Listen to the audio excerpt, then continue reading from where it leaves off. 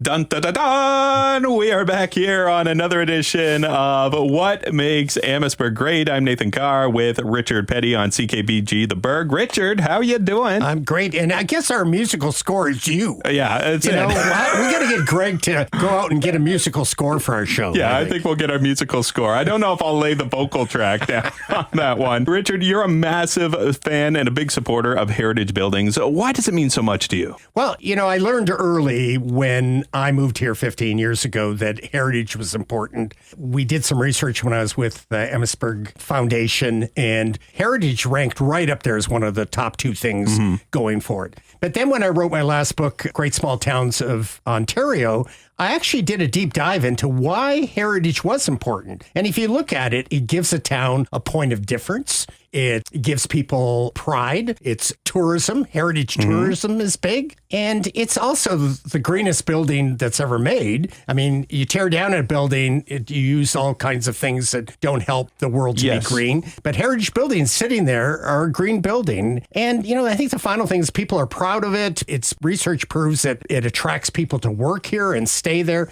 All around, heritage is important for a lot of places. It's critical for Amherstburg. I think that leads us to a great point. The Marsh collection, what's their story? Well, it's a really interesting one. And, you know, the Marsh Historical Collection was founded in 1983 and opened an office in 1991. It's a nonprofit archive in Amherstburg dedicated to preserving local history. It originated from the Echo Morgue, a vast collection of files and photos and artifacts compiled by Arthur Marsh, owner of the Amherstburg Echo, which was a newspaper here before the Rivertown Times. And it continued to be developed by his children, John and Helen Marsh. And you can find all about the Marsh collection. I would say that I'm heritage enough instead of old enough to remember the Echo as well. So I was right there for it. Well, you know, if you look on one of the buildings in town, it still has the Echo on the building. I actually did some volunteering there in high school, my co-op placement. The collection coordinator, Meg Reiner.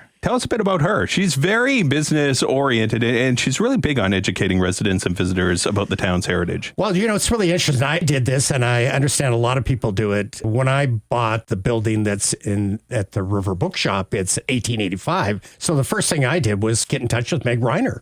I said, have you got photos? What history is there? And that's what everyone does. If you buy a building in downtown Amherstburg that you think is heritage and you have some obligation because it's heritage, but also you want to know the background of your story. And Meg knows all of that. So she really is a keeper of that. She's a champion. She's written a book called Heritage Buildings of Amherstburg, which a couple of Christmases ago was a bestseller. We sold over 2,000. It's got pictures of well over 150 heritage buildings. You know, a while ago, someone said after the last election, oh, there's no heritage left in Amherstburg. They should buy this book. And Meg wrote that, and we're going to be giving away some of those. That's awesome. Fantastic. I told you there were going to be giveaways. We talked about it last week. I do want to mention also that Meg is hosting a Jane's Walk this weekend. What are Jane's Walks? So Jane Jacobs, if you look at who are the most important urbanists in the world, Jane Jacobs is number one. The irony is she's been dead for a number of years. And back 70s or 80s, she actually moved to Toronto and passed away there. But Jane Jacobs is famous for Life and Death of Great American Cities.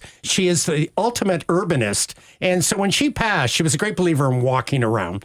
And so they've started these, and Jane's Walks are all over the world now. We have a couple walks happening here in Amherstburg, and Meg Reiner is going to host that, and it's going to start behind the River Bookshop in Art Alley, and she's going to talk about transportation. It's going to start right near the bakery, and the building the bakery is in, you should go to the walk and find out what it was long before it was a bakery. That's fantastic. And also, next week, we're going to kind of continue to expand, I guess, on this robust local author scene. Yes, we're going to talk about, you know, when we opened the bookstore, I wanted to focus on kids and adults and stuff. I never imagined how robust the local author scene was, and we want to talk about it. And with that, we're going to have more giveaways as well. Get more details on our social pages, and we will be back next week with another great edition of What Makes Amherstburg Great. I was going to throw to you and say, what? Can we do it together?